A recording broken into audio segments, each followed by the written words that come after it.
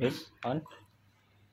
Bismillahirrahmanirrahim. Assalamualaikum warahmatullahi wabarakatuh. Waalaikumsalam warahmatullahi wabarakatuh. Bismillah, alhamdulillah, wala haula wala quwata illa billah. Allahumma shalli wa sallim ala sayyidina Muhammad ibni Abdillah. Qala rabbi shrah li sadri wa yassir li amri wahlul 'uqdatam min lisani yafqahu qawli. Alhamdulillah, malam Jumat kali ini kita bisa melanjutkan kembali diskusi fikih kita setelah malam Jumat yang lalu kita libur sebentar. Kita awali seperti biasa dengan bertawasul kepada Rasulullah, juga menghadiahkan Fatihah untuk sahibul kitab Fathul Mu'in. Ila hadratin Nabi Mustafa Sayyidina Muhammadin sallallahu alaihi wasallam wa ala alihi wa azwajihi wa dzurriyyatihi wa hadiyatil kiram. Summa hadiyatan ila ruhi Syekh Zainuddin bin Abdul Aziz Al-Maribari Al-Fanani usulihim wa urufihim wa silsilatihim. Syai'ulillahi lahumul Fatihah. A'udzu billahi minasyaitonir rajim. Bismillahirrahmanirrahim. Alhamdulillahi rabbil alamin arrahmanir rahim maliki yaumiddin. Iyyaka na'budu wa iyyaka nasta'in. Ihdinas siratal mustaqim. Shiratal ladzina an'amta 'alaihim ghairil maghdubi 'alaihim waladdallin. Masih melanjutkan para mustahik zakat. Kemarin sudah ada di antaranya fakir, kemudian miskin, amil, kemudian mu'allaf, orang yang baru masuk Islam. Kemudian ada riqab atau hamba sahaya, dan yang sekarang akan kita bahas insyaallah yaitu gharim. Siapa itu gharim? Wal gharimu man istanada li nafsihi. Gharim itu adalah orang yang berhutang untuk dirinya. Li ghairi maksiatin, bukan untuk maksiat. Nah, itu gharim yang dimaksud di situ. Dia berhutang benar-benar untuk menyambung hidup. Berhutang bukan untuk beli sesuatu yang diharamkan oleh Allah Subhanahu wa taala. Fa yu'talahu, maka ia dapat diberi zakat. In ajaza, kalau tidak mampu, an wafaidaini, untuk membayar utang-utangnya. Jadi ada si fulan berhutang untuk memenuhi kebutuhan hidupnya, terutama yang pokok-pokok, sandang, pangan. Kemudian setelah datang waktu jatuh temponya, dia nggak sanggup bayar karena memang tidak ada. Maka orang atau golongan yang seperti itu berhak untuk menerima zakat dari kaum muslimin atau para muzaki, orang-orang yang sudah kewajiban zakat. Wa in kana kasuban, walaupun dia kasab, dia berusaha, tapi dari hasil usahanya itu izil kasuba la yadfa'u hajatahu, sebab usaha itu tidak dapat memenuhi kebutuhannya. Salah satu kebutuhannya adalah untuk membayar hutang. Liwafaihi. In haladainun, kalau harus cash, kontan, bayar hutangnya tadi, tiba waktunya membayar hutang. Jadi gharim atau orang yang berhutang tadi, ketika dia sekalipun punya usaha, kerja, ya, tapi belum bisa membayar hutangnya, itu berhak untuk menerima zakat. Kemudian ada lanjutan, summa illam yakun ma'ahu syai'un u'tiya kullah. Kemudian jika dia sama sekali tidak mempunyai harta, dapat diberi secukupnya untuk membayar utangnya. Wa illa, jika tidak demikian, artinya di mana ia punya sedikit harta atau harta sedikit. Fa in kana bihaisu law qada dainahu mimma ma'ahu tamaskana turiqalahu. Apabila untuk membayar utangnya dengan harta yang ia miliki tidak menjadi miskin, maka harus dibiarkan atau ditinggalkan harta itu. Ail umrul ghalib, secukupnya untuk seumur hidupnya yang lumrah. Sebagaimana penjelasan Syekhuna, dan ia diberi untuk membayar sisa utangnya. Misal ada orang utang sekian juta, kemudian dia punya harta untuk membayar hutang itu. Misal hutangnya 5 juta. Pas waktunya jatuh tempo, dia hanya punya 4.500.000. Kemudian dia kan perlu hidup juga tuh, makan segala macam. Dia mau bayar yang 4 juta. Maka sisanya yang 1 juta lagi boleh diambilkan dari uang zakat. Gitu. Tuh penjelasan dari Syekhuna Taburib. Li islahin, atau orang yang berutang untuk biaya mendamaikan kedua pihak yang berselisih. Nah, au islahin dati baina fayu'ta mastadanahu lidzalika, maka ia dapat diberi secukupnya untuk membayar utangnya, walau ghaniyan, walaupun dia orang kaya. Jadi ada orang utang untuk biaya mendamaikan kedua pihak yang berselisih. Misal kampung A, kampung B, bentrok mulu. Ada orang yang inisiatif mendamaikan kedua kampung itu. Tapi untuk mendamaikan itu, dia sampai keluar uang. Nah, uang itu dia peroleh dengan cara berhutang. Maka ketika ada orang seperti itu, dia dapat diberi secukupnya untuk membayar utangnya. Walaupun sebenarnya dia bisa saja pakai uangnya sendiri karena dia orang kaya. Tapi karena kebutuhan tadi untuk mendamaikan perselisihan itu, maka kita selaku orang Islam juga wajib menyokong dia dari segi pendanaan dengan mengeluarkan zakat tadi. Lalu gimana kalau dia tidak berhutang? Amma idza lam yastadzin. Kalau ia tidak berhutang, bahkan ia memberi biaya tersebut dari hartanya, maka kalau dia sanggup, enggak sampai berhutang, bahkan dia sendiri yang mengeluarkan uang pribadinya untuk mendamaikan itu, fa innahu la yu'tahu. Tidak perlu diberi harta zakat. Gitu. Kemudian yang berikutnya wa yu'tal mustadin, orang yang berhutang limaslahati ammah, untuk kemaslahatan umat, maslahatan umum. Kakiro doikin, boleh diberi zakat walaupun dia kaya. Seperti apa? Kakiro doikin, misalnya berutang untuk menjamu tamu.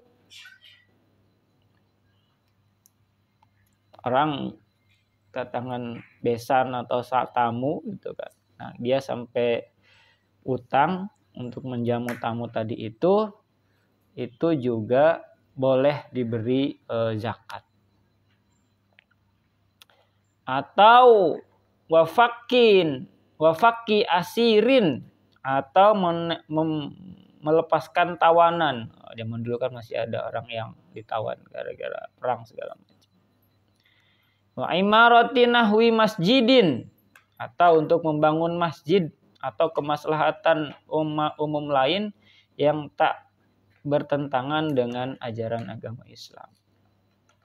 Jadi ketika ada orang yang berhutang untuk kemaslahatan umum, entah itu untuk masjid, misalkan dia bela-belain utang segala macam, maka dia termasuk gharim yang diperbolehkan untuk menerima zakat. Nah banyak kan orang berhutang itu banyak sebabnya kan. Intinya pertama bukan untuk maksiat, yang kedua tadi tuh banyak sebab-sebab lainnya. Ao lidhamani, atau untuk menjamin kepentingan orang lain. Wa in kana dhaminu, yang menjamin ya, dan yang berutang, yang meminjam, kedua-duanya miskin, maka penjamin itu berhak diberi secukupnya jaminan. Wal asil, yang berutang adalah orang yang mampu, sedangkan si penjamin miskin, maka si penjamin berhak diberi zakat, atau ia menjamin tanpa izin yang berhutang. Wal asilu mu'sirina wa'tiyadhaminu wafa'ahu. Sebaliknya, orang yang berhutang miskin, yang menjamin mampu, maka yang berhutang berhak diberi zakat dan bukan yang menjamin. Ada istilah orang yang menjamin dan yang berutang. Yang menjamin tuh siapa sih? Misalnya ada orang, kenal lah, misalnya tetangga gitu. Misalkan kan ketika orang itu mau berhutang, biasanya si pemberi hutang gak langsung mau kan. Nah, biasanya dia harus butuh orang yang bisa menjamin. Kalau si penghutang ini nggak bisa bayar atau lari, biasanya seperti itu. Maka biasanya si penjamin inilah yang kadang dihubungi, bahkan sampai ada yang ditagih-tagih terus, padahal dia bukan yang hutang. Ya, gitu. Nah, untuk kasus seperti ini ada beberapa kriteria. Yang pertama, yang menjamin dan yang berhutang keduanya miskin. Nah, yang hutang sama yang ngejamin dua-duanya miskin. Maka penjamin itu berhak diberi secukupnya jaminannya. Maka yang menjamin temannya buat ngutang tadi, dia yang dikasih zakat. Secukupnya. Sesuai dengan jaminan yang diberikan. Yang kedua, awil asilu musiran dunadhamin. Orang yang berhutang adalah orang mampu. Mampu kok ngutang? Kadang orang yang mampu juga mungkin karena uangnya susah dicairkan, atau mungkin dalam bentuk tanah misalkan gitu kan. Kan dicairkannya agak susah tuh, cari pembeli segala macamnya. Sedangkan si penjamin miskin. Ini kebalik nih, justru yang ngejamin yang miskin. Maka si penjamin berhak diberi zakat kalau dia menjamin tanpa izin yang berhutang. Pokoknya yang dapat zakat itu si orang yang menjaminnya tadi. Sebaliknya, orang yang berhutang miskin, yang menjamin mampu. Nah, ini yang lumrah di kita dipakai. Biasanya yang memberi jaminan itu justru orang itu atau si piutang melihat si penjaminnya mampu, baru dia bisa ngasih utang biasanya. Maka yang berhutang berhak diberi zakat dan bukan yang menjaminnya. Gitu. Agak ribet nih penjelasannya karena jarang di kita seperti ini. Wa idza wafa min sahmil gharim, apabila penjamin mencukupkan dari bagian gharim, lam yarji, ia tidak boleh menagih kepada yang berhutang. Yang dijamin itu alal asil wa in domina bi iznihi, walaupun dia menjamin atas izinnya.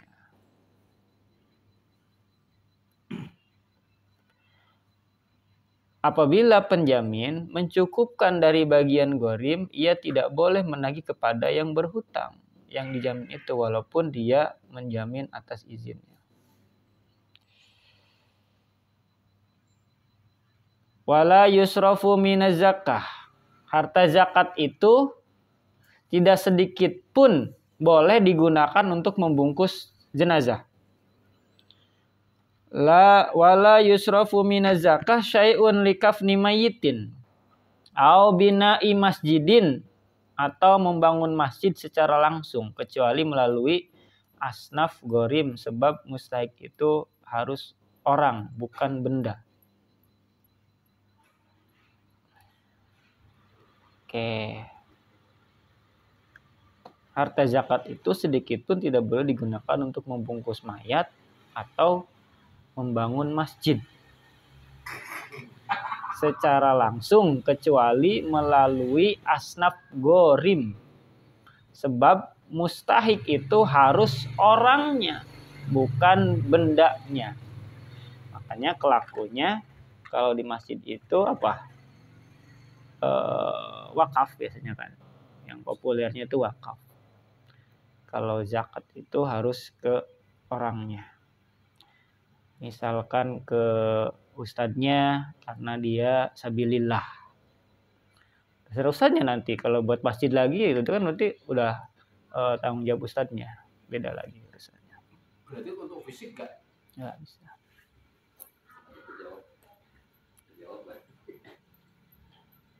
Wa yusaddaq orang yang mengaku hamba mukatab atau gharim mudai kitabin atau gharmin bi ikhbari adlin dapat dibenarkan dengan saksi orang yang adil bi ikhbari adlin.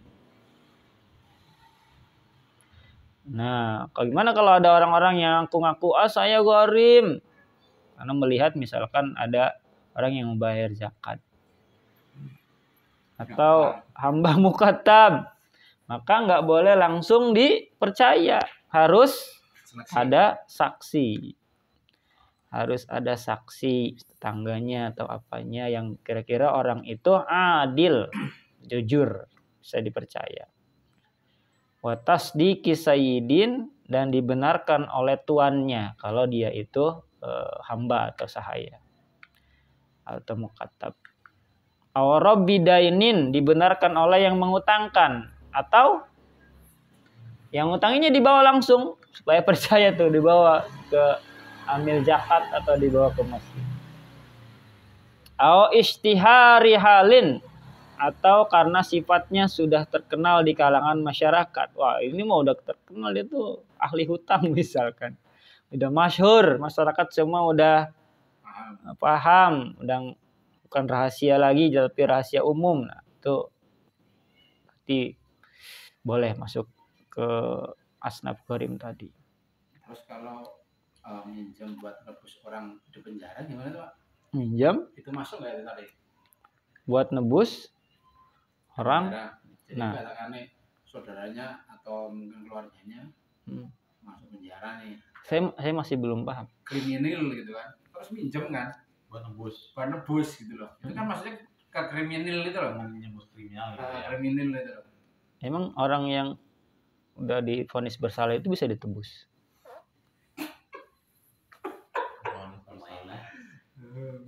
Jangan diomongin lah Pak. Ya kan secara hukum juga nggak gitu aturannya kan. Nggak boleh. Iya kan harus menjalani hukumannya. Kita ngomong fakta di masyarakat loh. Iya. Jadi krikono hai itu. Nggak boleh. Ya. Tapi di sini ada tebusan nggak boleh. Apalagi di kabupaten. Ya berarti kan ada sesuatu di penegak hukumnya kalau bisa ditebus. Kecuali dia mungkin apa? Tapi ada juga kan yang bayar denda sekian gitu kan. Tapi kalau yang pidana kayaknya jarang ditebus. Kalau bisa ditebus, orang kaya enak dong.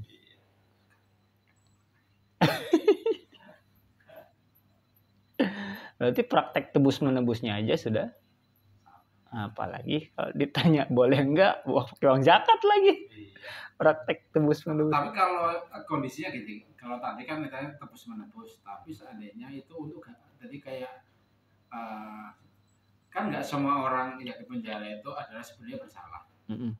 Bersalah dalam arti secara mungkin ngambil atau enggak. Tapi ketika dia mungkin jadi pemimpin atau apa kan, yang kena anak buahnya kan otomatis kena tuh. Gitu. Nah itu kan walaupun nggak menerima terus disuruh kembaliin, kalau ketika di pengadilan itu kan otomatis mau nggak mau ngutang nih, katakan nih kepala daerah itu tiba-tiba suruh kembali 50 M, mau nggak mau kan ngutang itu Pak. Itu berarti kalau yang kayak gitu bisa difitnah masuk penjaranya. Ya harus clear dulu fitnah Pak. Enggak kan, harus ada pembuktian dulu kan. Tapi kan biasanya kalau anak buah yang melakukan kesalahan kan pemimpin yang kena Pak. Ya itu resiko dia. Itu resiko dia sebagai pemimpin. Nah, kalau sampai ngambil uang zakat kayaknya terlalu sih. Urusan-urusan kayak gitu. Soalnya asnaf yang lain juga masih banyak gitu. Iya. Si fakir, si miskin.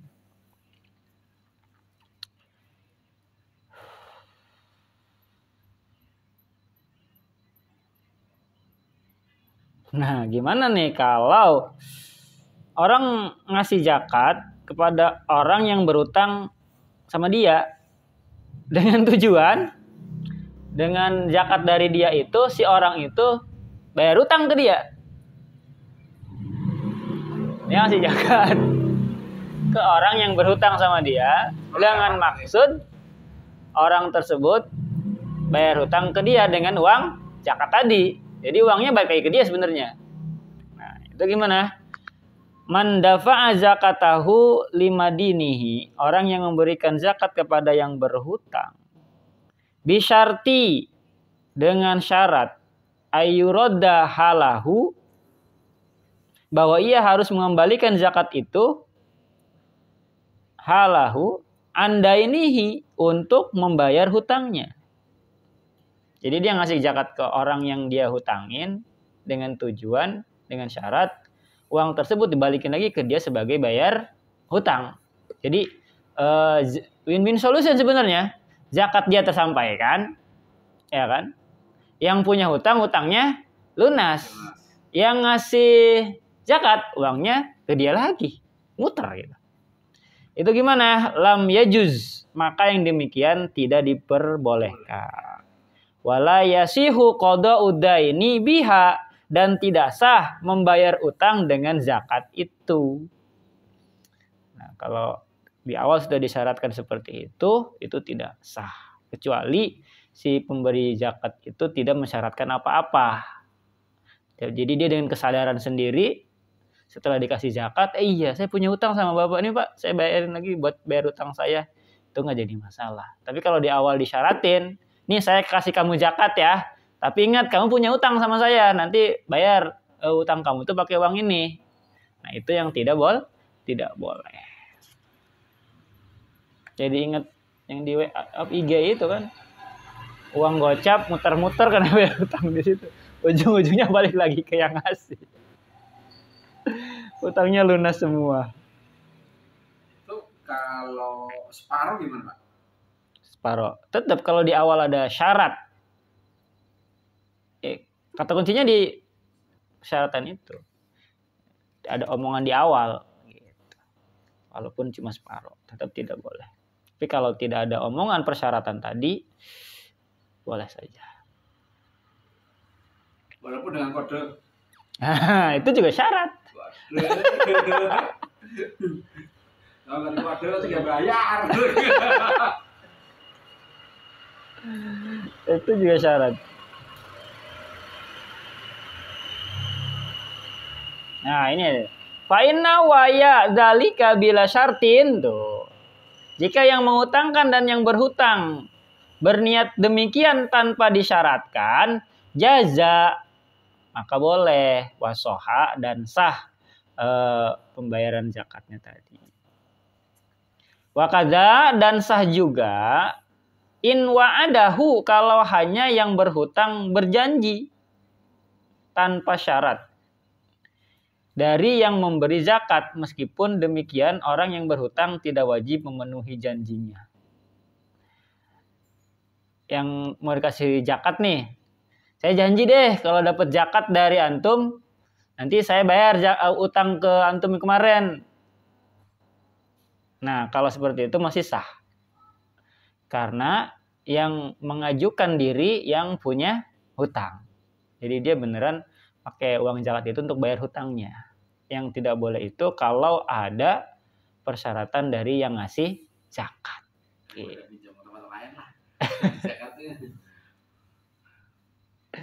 Gitu ya. Meskipun demikian, orang yang berhutang tidak wajib memenuhi janjinya. Tapi kalau setelah dikasih dia ternyata berubah pikiran, nggak jadi bayar hutang, ya nggak masalah juga.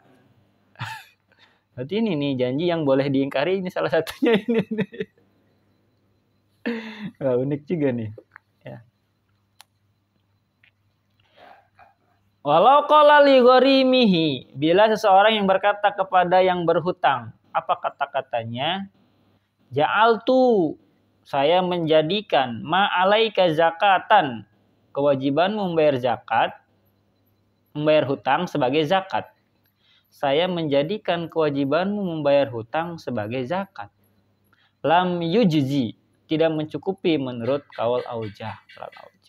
Illa in qadabahu tsumma raddahu ilaihi, sebab tidak ada serah terima kecuali jika yang berhutang itu menyerahkan dulu kewajibannya kemudian dikembalikan kepadanya sebagai zakat. Oh, iya. Jadi ada orang yang menjadikan kewajibanmu membayar zakat, membayar utang sebagai zakat. Itu nggak boleh.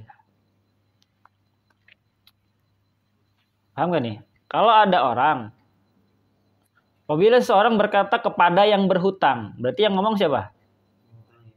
Yang ngasih hutang.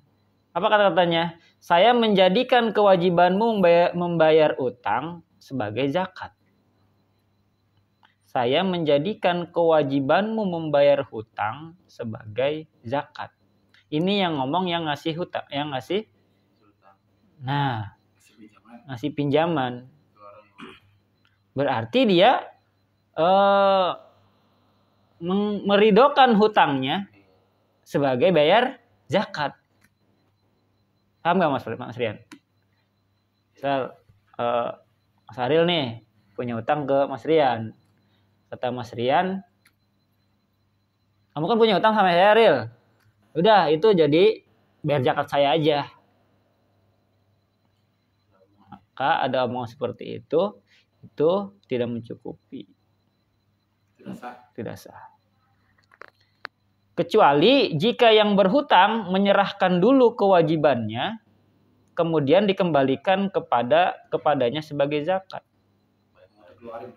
Nah, kecuali Mas Aril bayar dulu ke Mas Rian, kemudian Mas Rian, nih, saya zakat ke kamu aja, Ril.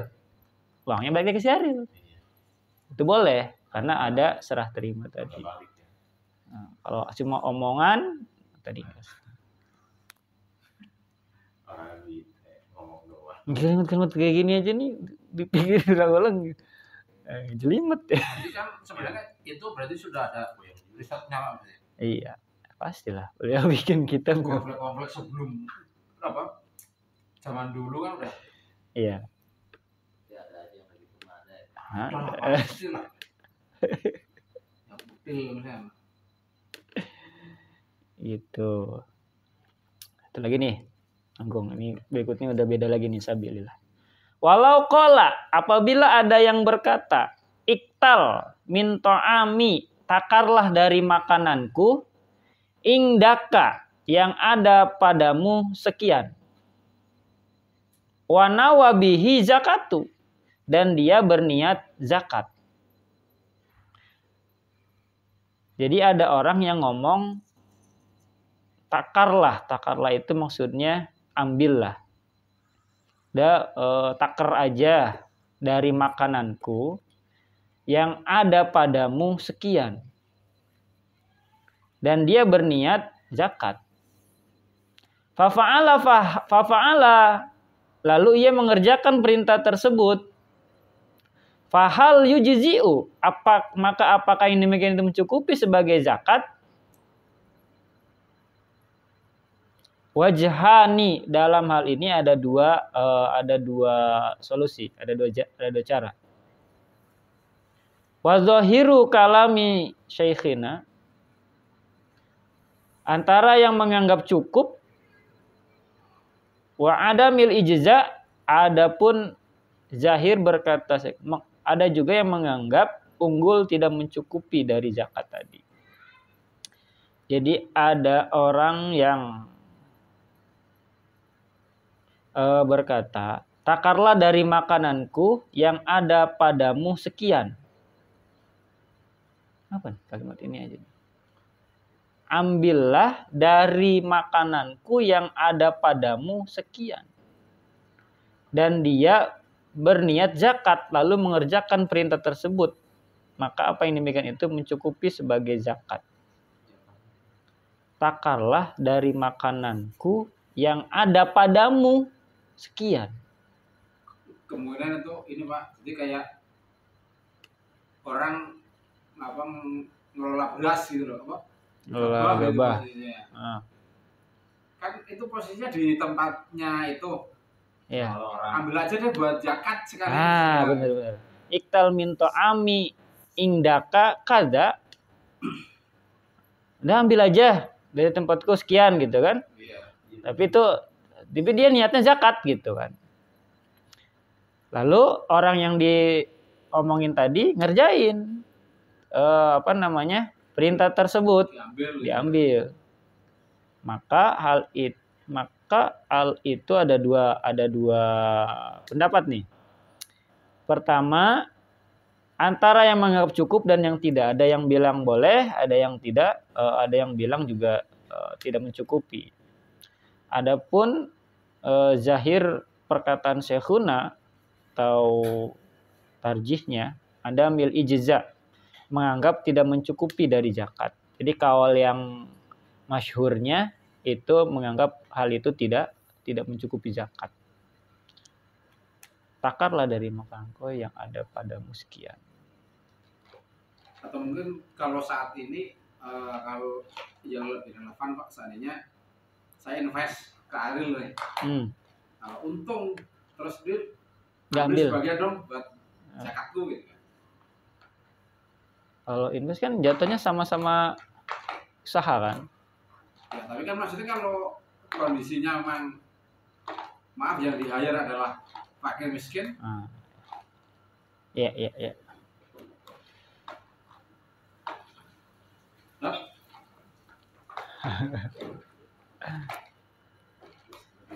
Masih ada yang mau ditanyain?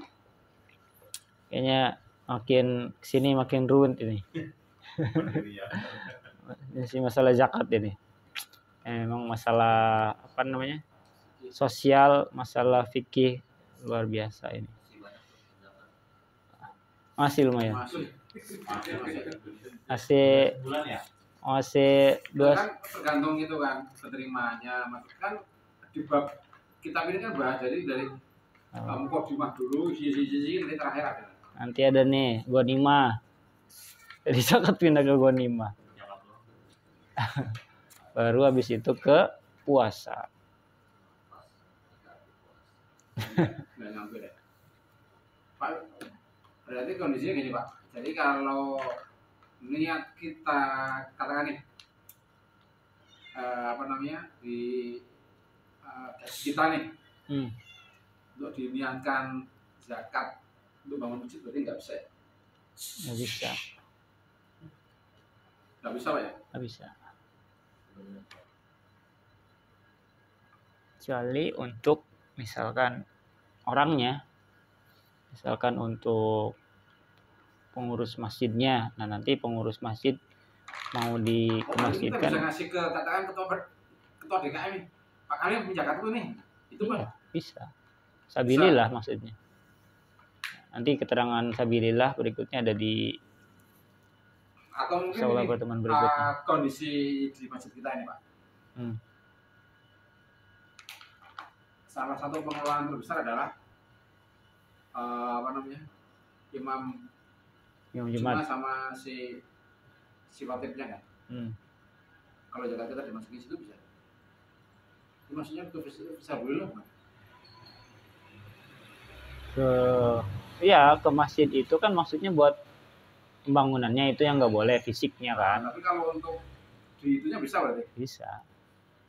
Untuk operasional. Untuk itu kan maksudnya ke jihad juga ya? Iya, ke sabilillahnya tadi tujuannya.